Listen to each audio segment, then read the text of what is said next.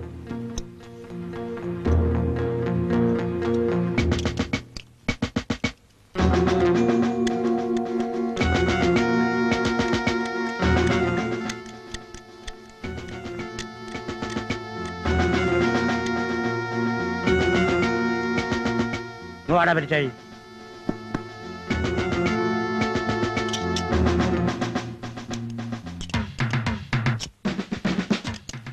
വേണ്ട മോനെ, ഈ സ്ഥിതി പോയി കാണണ്ട.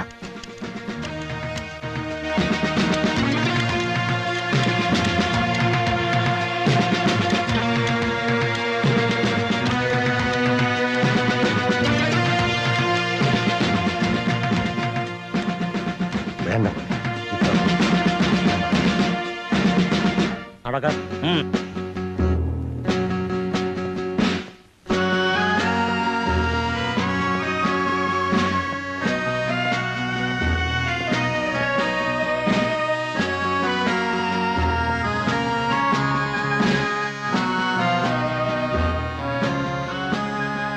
നടക്കണോ?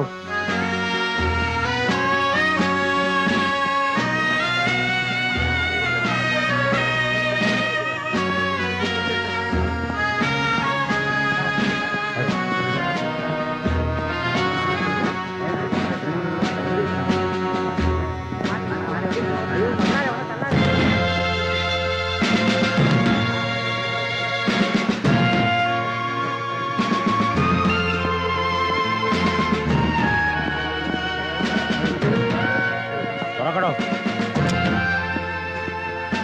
ആ വേണം.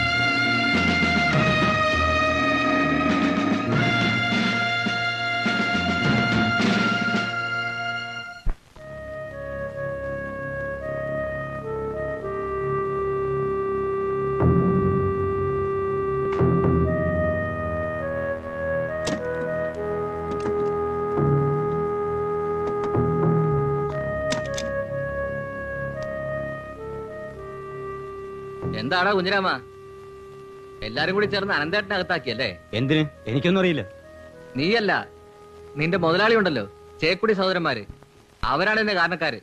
മുതലാളിമാര് തമ്മി അങ്ങോട്ടും ഇങ്ങോട്ടും പലതും ചെയ്തെന്ന് വരും. അതിന് എന്നോട് പറഞ്ഞിട്ട് എന്നാ കാര്യം? ആ നിന്റെ മുതലാളിയുടെ ശുക്രൻ ഉദിച്ചു, ഇനി ആരെയും പേടിക്കണ്ടല്ലോ.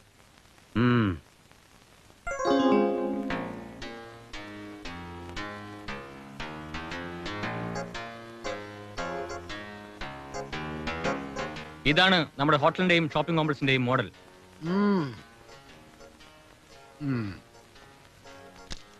1 2 3 4 5 6. എടോ മാത്തുക്കുട്ടി, 9 നിലയ്ക്ക് തന്നെ കിടക്കട്ടെ ഫൗണ്ടേഷൻ. പിന്നെ വേണമെങ്കിൽ കെട്ടാവല്ലോ. മുനിസിപ്പൽ സാങ്ഷന്റെ കാര്യത്തെക്കുറിച്ച് താൻ പേടിക്കൊന്നും വേണ്ട. നമുക്ക് ആഭ്യന്തരമന്ത്രിയെ കൊണ്ട് തന്നെ തറക്കല്ലൂരിക്കണം. ആഭ്യന്തരമന്ത്രി ഇരുന്നോട്ടെ, പക്ഷെ മുഖ്യമന്ത്രി തന്നെ വേണം തറക്കല്ലിടാൻ. എന്തിനാടോ? അത് വേണം വർക്കിച്ചേട്ടാ. ആഭ്യന്തരമന്ത്രി നമ്മുടെ ആളല്ലേ. കല്ലിട്ടാലും ഇല്ലെങ്കിലും പുള്ളിക്കാരന് പ്രശ്നമൊന്നും ഉണ്ടാവില്ല. മുഖ്യമന്ത്രിയെ ഒന്ന് പ്രത്യേകം ഗവനിക്കുന്നത് നല്ലതല്ലേ? അതൊക്കെ പിന്നെ തീരുമാനിക്കാം. പക്ഷെ അതിനു മുമ്പ് സ്ഥലത്ത് നിന്ന് ആന്റണിയെ ഒഴിപ്പിക്കണം. വേണം. കോടതിയിൽ നിന്ന് ആ സ്റ്റേ ഒന്ന് വെക്കേറ്റ് ചെയ്ത് കിട്ടിയാൽ ബാക്കി കാര്യം ഞാൻ ഏറ്റു. നമ്മുടെ സ്ഥലത്തിനോട് ചേർന്ന് കിടക്കുന്ന പുറമ്പോക്ക് പതിച്ചു കിട്ടുന്ന കാര്യം എവിടെ വരെയായി? അതൊക്കെ താനെ ശരിയായിക്കൊള്ളുന്നേ. ഏതായാലും എന്റെ ആളുകളെ തൊട്ടവന്റെ കൈയൊടിക്കൊന്ന് വീരവാദം മുഴക്കാൻ ഇപ്പൊ അകത്തായില്ലേ? നിന്റെ നിർബന്ധം കൊണ്ടാ. ഇല്ലെങ്കിൽ പുറത്തു നിന്നാലും ഒരു ചുക്കും ചെയ്യാൻ പോകുന്നില്ല. അങ്ങനെ തള്ളിക്കളയണ്ട. അനന്തൻ പറഞ്ഞാൽ ചെയ്യും, ചെയ്തിട്ടുണ്ട്. എന്റെ കുട്ടിക്കാലം മുതൽ ഞാൻ അനന്തനെ അറിയുന്നതാണ്. ഓ പിന്നെ പോലീസ് വകുപ്പും മന്ത്രിയും നമ്മുടെ കയ്യിലുള്ളപ്പോഴോ? അതൊക്കെ ഇപ്പോഴല്ലേ ഉണ്ടായത്. കഴിഞ്ഞ ആഭ്യന്തരമന്ത്രി ശേഖരൻ രാജിവെക്കുന്നത് വരെ അനന്തൻ രാജാവ് തന്നെയായിരുന്നു. അയാളെ അറസ്റ്റ് ചെയ്യാൻ പോലീസ് എത്ര പാടുപെട്ടെന്നറിയാവോ? ലാത്തി ചാർജ് വരെ ഉണ്ടായി. ചെറിയാൻകുട്ടി എവിടെ? ആ, അവൻ വീട്ടിൽ കാണും.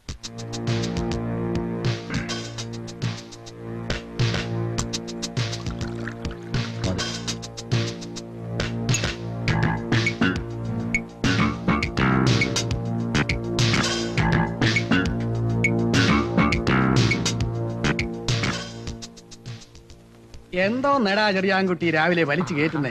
ഏയ് ഒന്നുമില്ല, ഒരു നീർവീഴ്ച പോലെ. അതാ. അതോ അനന്തം പുറത്തിറങ്ങിയ പകരം ചോദിക്കുന്നുള്ള ഭയമാണോ? ആർക്കാ ഭയം? എനിക്കോ? അതൊക്കെ ഇച്ചായനേ ഉള്ളൂ. അല്ല വർക്കിച്ചേട്ടാ, ഉടനെ എങ്ങാനും അനന്തം മുതലാളിയെ പുറത്തു വിടുമോ? ആരടാ മുതലാളി? അല്ല, മുതലാളി എന്ന് വെച്ചാ പഴയൊരു മുതലാളിയല്ലേ, ചെറിയാൻകുഞ്ഞിന്റെ അപ്പന്റെ പഴയ പാർട്ണർ ആയിരുന്നില്ലേ? എന്ന് വെച്ചാ ഇപ്പൊ മുതലാളിയൊന്നും അല്ല. അപ്പന്റെ പാർട്ട്ണർ അങ്ങേരൊരു സാധു മനുഷ്യനായിരുന്നു. അതറിഞ്ഞ് ഇവ ശരിക്കും പറ്റിച്ചതാ. ഇനി ഇപ്പൊ നിങ്ങളുടെ സമയം. തിരിച്ചു ചോദിച്ചോ, ആര് വേണ്ടാന്ന് പറഞ്ഞു? അല്ലടാ ബാവേ? അതെ അതെ, ഇഷ്ടം പോലെ ചോദിക്കുകയും വാങ്ങുകയും ചെയ്യും. അല്ല, ഒരു സെക്കൻഡ് ഒരു കാര്യം ചോദിച്ചോട്ടെ. അല്ല വർക്കിച്ചേട്ടാ, അനന്തം മുതലാളി അല്ല അനന്തൻ അയാളെ ഉടനെ വിടുവോ അതോ കുറച്ചു ദിവസം അവിടെ കിടത്തുവോ? 6 മാസം മിനിമം. പിന്നെ ബോർഡ് കൂടി തീരുമാനിക്കും. വേണം തോന്നിയാ പിന്നെ എക്സ്റ്റെൻഡ് ചെയ്യാം. എങ്കിൽ സർക്കാർ ചെലവിൽ ഒരു 5-6 വർഷം അവിടെ തന്നെ കിടക്കട്ടെ, കൊഴുക്കട്ടേന്ന് തിന്ന്. ഇന്നാൾ അനന്തൻ എന്റെ കരണക്കുട്ടിക്ക് ഒരെണ്ണം തന്നിട്ട് ചെവിയുടെ പെരിസ്ട്രോയ്ക്ക് അതെറിച്ചു പോയി. ആ CI ഭരതൻ തന്നല്ലേ അനന്തനെ അറസ്റ്റ് ചെയ്തത്? പിന്നെ അത് ഞാൻ SP യോട് പ്രത്യേകം വിളിച്ചു പറഞ്ഞിരുന്നു അവനെ തന്നെ അയക്കണമെന്ന്. കാരണം ഭരതൻ അനന്തന്റെ ഒരു പഴയ വിരോധിയാ. 3-4 വർഷം മുമ്പ് ഭരതൻ ഇവിടെ ട്രാൻസ്ഫർ ആയി വന്നപ്പോ അന്ന് തന്നെ അനന്തനുമായിട്ട് നടക്കി. അന്ന് അനന്തന്റെ പുഷ്കരകാലമായിരുന്നത് കൊണ്ട് 24 മണിക്കൂറിനകം ഭരതനെ സ്ഥലം മാറ്റിച്ചു. ഇതിന്റെ വൈരാഗ്യം ഭരതനിൽ കാണാതിരിക്കുവോ? അല്ല, 6 മാസത്തിന് മുമ്പ് അനന്തന് പുറത്തിറങ്ങാൻ പറ്റില്ലേ? അതിന് എന്നെ പോലുള്ള ആളുകൾ വിചാരിക്കണം. കണ്ണടച്ച് തുറക്കുന്നതിന് മുമ്പേ 180 ദിവസം തീരും. അത് കഴിഞ്ഞാല് നീ കണ്ടോടാ വാവേ, ഇതിപ്പോ തുടങ്ങിയതല്ലേ ഉള്ളൂ. അല്ലേ വർക്ക് ചേട്ടാ? പിന്നെ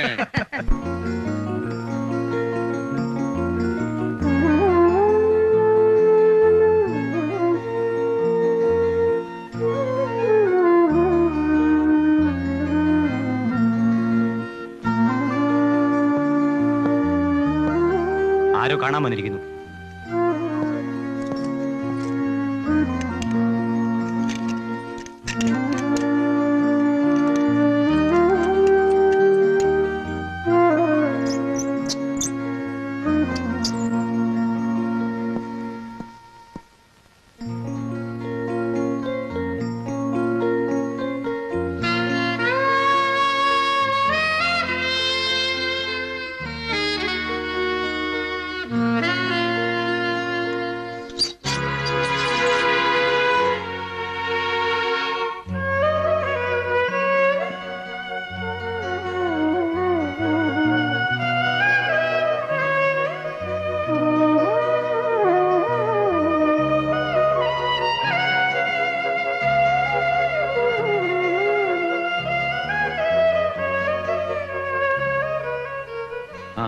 എല്ലാരും ഉണ്ടല്ലോ.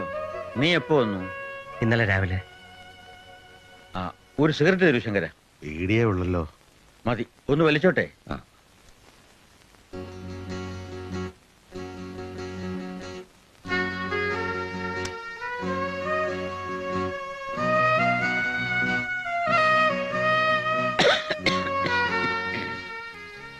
പത്ത് 12 വർഷമായി ഒന്ന് പോലിച്ചിട്ട്.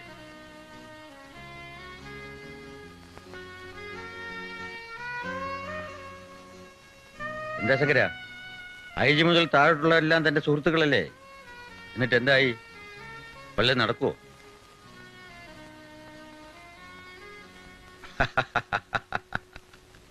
എന്താ അച്ഛാ സംഭവിച്ചത്? ഞാൻ പുറത്തു നിന്നാൽ പലർക്കും വിഷമമുണ്ടാവും. അവര് പറ്റിച്ച പണിയായത്. ആര് ഭരിച്ചാലും ഞാൻ സുരക്ഷിതനാണെന്ന് കരുതി ഇതെല്ലാം അഹങ്കരിച്ചു. എന്റെ കണക്കുകൂട്ടുകളൊക്കെ തെറ്റിപ്പോയി. ശേഖരൻ രാജിവെച്ചാൽ എന്തെങ്കിലുമൊക്കെ സംഭവിക്കുമെന്ന് എനിക്കറിയാമായിരുന്നു. പക്ഷെ ഇത്ര പെട്ടെന്നുണ്ടാവുമെന്ന് കരുതിയില്ല. വന്നത് വന്നു, ഇനി പറഞ്ഞിട്ടെന്ത് കാര്യം? ഫേസ് ചെയ്യണം. ആരാ അച്ഛാ ഇതിന്റെ പിന്നിൽ? അതൊക്കെ നീ എന്തിനറിയണം? നീ വിചാരിച്ചാൽ ഒന്നും നടക്കില്ല മോനെ. ആ രീതിയൊന്നും നിന്നെ ഞാൻ പഠിപ്പിച്ചിട്ടില്ലല്ലോ. അതൊന്നും ഉദ്ദേശിച്ചല്ല നിന്നെ വളർത്തിയത്. ആ കണക്കൊക്കെ ഞാൻ തീർത്തോളാം. മരിക്കുന്നവരെ ഇതിനകത്ത് ഇടാനൊന്നും ആർക്കും കഴിയില്ലല്ലോ. ഏതെങ്കിലും ഒരു വക്കീലിനെ കണ്ടാലോ? ജാമ്യം കിട്ടാത്ത വകുപ്പാടോ? ആരെ കണ്ടിട്ട് ഒരു കാര്യവുമില്ല. അല്ല, എന്നാലും അതിലൊന്നും കാര്യമില്ലടോ. രമ അറിഞ്ഞോ? ഇല്ല. നന്നായി. അറിഞ്ഞാൽ പോവാൻ വിഷമിക്കും. നീ തിരികെ പൊയ്ക്കോ, കോഴ്സ് മുടക്കണ്ട. ഇവിടുത്തെ കാര്യങ്ങളൊക്കെ ഞാൻ അകത്തായാലും നടക്കും. ഞാൻ പോകുന്നില്ല. പിന്നെ കോഴ്സ് മുടങ്ങുന്നെങ്കിൽ മുടങ്ങട്ടെ. തിരിച്ചു പോകുന്നില്ലെന്ന് തീരുമാനിച്ചു. സമയമായി, ഒന്ന് വേഗം വേണം. എന്നാൽ നിങ്ങൾ പൊയ്ക്കോ. എന്തെങ്കിലും കൊടുത്തയക്കണോ? കുറച്ച് സിഗരറ്റ് വേണം, ഉം. കുറച്ച് കൊതുക് തിരി, ഉം. വല്ലാത്ത കൊതുക്. പിന്നെ ആശാനി ഒന്ന് വരാൻ പറയണം, ചില ഓഫീസ് കാര്യങ്ങൾ പറയാനുണ്ട്. ആ. നീ പോകുന്നില്ലേ പോണ്ട, നിന്റെ ഇഷ്ടം. ഒരു കാര്യമേ എനിക്ക് പറയാനുള്ളൂ. ഇപ്പൊ ഈ അറസ്റ്റ് കൊണ്ട് എല്ലാം അവസാനിക്കുന്നില്ല. പല രീതിയിലും പല ഭാഗത്തു നിന്നും പ്രശ്നങ്ങളുണ്ടാകും. പിടിച്ചു നിൽക്കാൻ നിനക്ക് കഴിയണം. എന്നെ ഡിപ്പെൻഡ് ചെയ്ത് കഴിയുന്ന പലരുണ്ട്. അവരുടെ കാര്യം മറക്കരുത്. അപ്പൊക്കോ നിക്ക്. നീ ഒരു കുരുക്കിൽപ്പെട്ടിട്ടുണ്ടെന്നൊരു ന്യൂസ് കേട്ടു, ശരിയാണോ?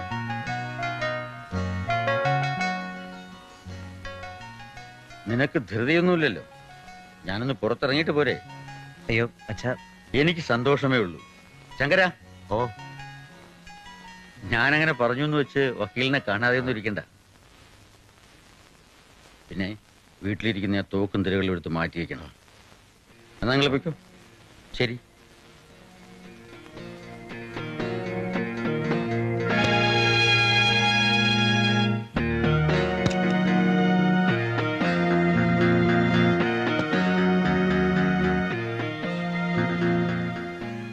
ഇത് ഞാൻ ആ ഗഫൂർ സാഹിബിനടുത്ത് അനന്തന് വാങ്ങിച്ചു കൊടുത്തതാ. വാങ്ങിച്ചു കൊടുത്തത് ഈ പുഴടി ഒന്ന് നിർത്തുവോ? അതിന് ലൈസൻസ് ഉള്ളതാണല്ലോ, പിന്നെന്തിനാ മാറ്റുന്നത്? ലൈസൻസ് ഉണ്ടെങ്കിലും ഇല്ലെങ്കിലും ഇവിടെ വെക്കണ്ട. ചേച്ചി, ഓ, ഇതൊന്ന് പാക്ക് ചെയ്തേക്ക്. ഓ, ഓ.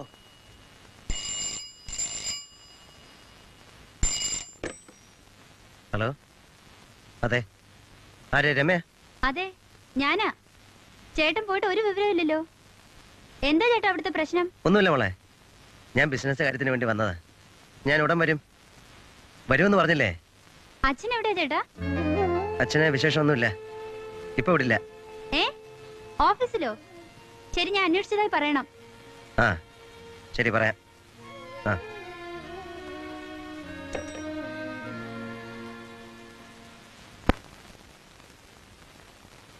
എന്താ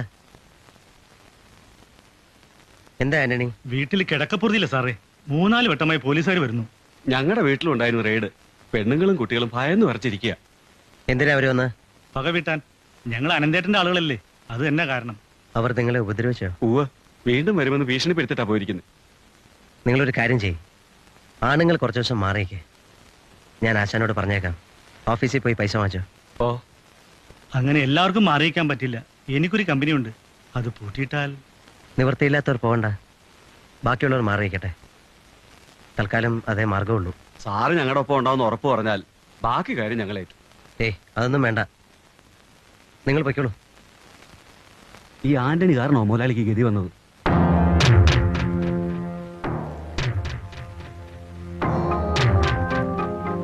തമ്പാ,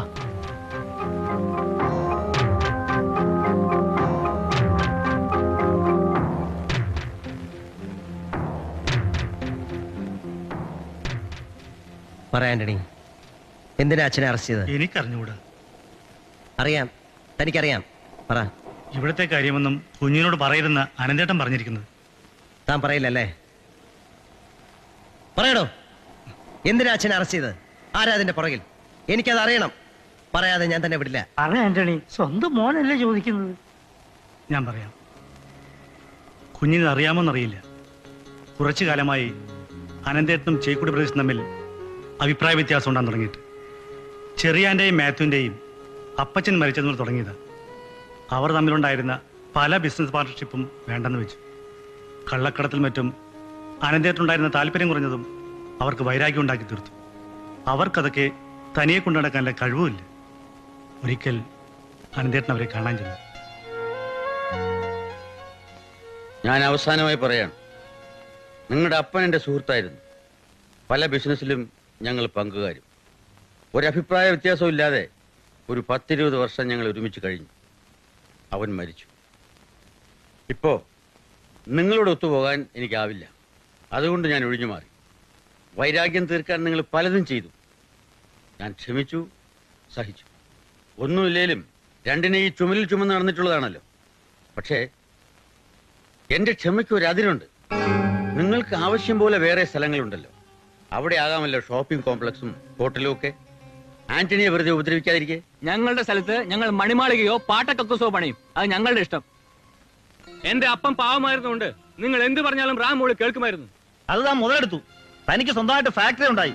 മകള് പരീക്ഷ കഴിഞ്ഞവരും പ്രാക്ടീസ് ചെയ്യാൻ ഹോസ്പിറ്റൽ, സ്കൂൾ മാനേജ്മെന്റ്, അങ്ങനെ എന്തെല്ലാം. ഞാൻ കന്തസായിട്ട് പുറത്തിനെ പറയാൻ എന്തുകൊണ്ട്? നിനക്കൊക്കെ എന്ത് യോഗ്യതയുണ്ടോ അതിനുള്ളതുണ്ട്. പിന്നെ നിന്റെ അപ്പനെ ഞാൻ മുതലെടുത്തോ ഇല്ലയോ എന്ന് അത് നിന്നെ ഒന്നും പറഞ്ഞ് ബോധ്യപ്പെടുത്തിയിട്ട് ആവശ്യമില്ല. മനസ്സിലായോ?